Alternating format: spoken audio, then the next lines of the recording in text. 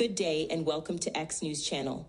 I'm Stephanie Enemu, bringing you today's top story from Nigeria. Prominent Nigerian activist and former Minister of Education, Oby Ezekwesili, has publicly condemned the administration of President Bola Tinubu for what she describes as a flagrant act of impunity against Senator Natasha Akpoti-Uduaghan, one of only 4 female senators in Nigeria's 109-seat Senate. In a strongly worded post on X at 11:53 AM UTC today, Ezekwesili accused the government of colluding with Senate President Godswill Akpabio to silence Akpoti-Uduaghan, who has been at the center of a high-profile controversy after alleging sexual harassment by Akpabio. Senator Natasha Akpoti-Uduaghan, representing Kogi Central, first made the sexual harassment allegations against Akpabio in an interview on March 1, 2025, as reported by the BBC. The accusations led to her suspension from the Senate on March 6, 2025, for what the Senate leadership described as unruly and disruptive behavior during a session, a claim that sparked widespread debate. During her 6-month suspension, Akpoti-Uduaghan was barred from the National Assembly premises, her office was locked, and her allowances and security were withdrawn, according to AP News.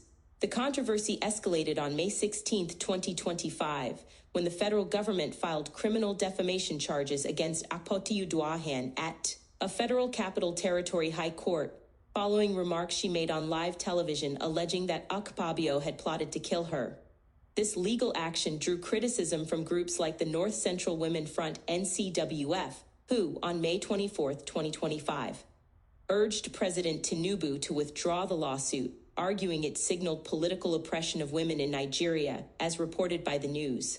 Post, Ezekwesili described the defamation charges as an act of gross irresponsibility, illegality, and irrationality, accusing the Tinubu administration of enabling state capture to protect Akpabio for political gain.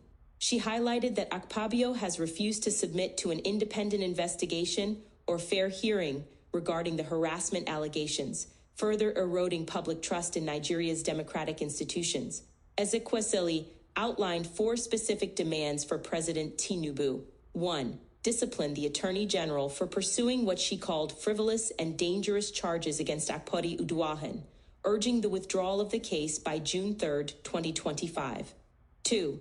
Investigate the 12 petitions filed by Akpoti-Uduaghan over the past 3 months regarding threats to her life, with the Nigerian police taking impartial action following due process.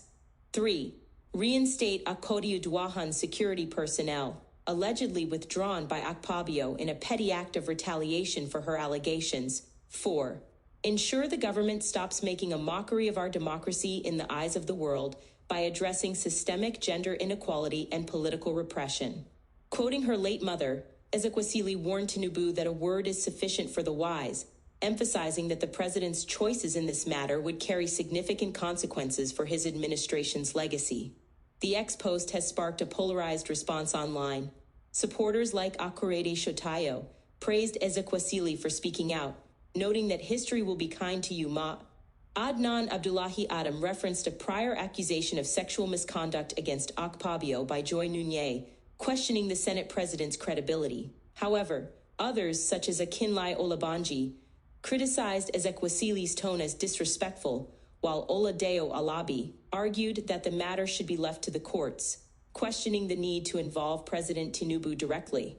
Some users, like Emmanuel Timanulakpan, raised broader questions about how sexual harassment allegations can be substantiated, reflecting the complexity of addressing such cases in Nigeria's political landscape. Meanwhile, protests in Abuja earlier this year, some demanding Akpabio's resignation and others supporting him, indicate the issue remains deeply divisive. The case has reignited debates about gender inequality and political oppression in Nigeria, particularly given the low representation of women in the Senate.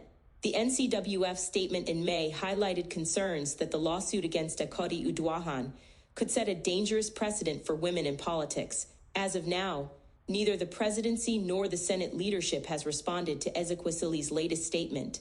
With the defamation case ongoing and Akpoti-Uduaghan's safety reportedly at risk, this controversy continues to challenge Nigeria's democratic institutions, raising questions about accountability, gender equity, and the rule of law under President Tinubu's administration.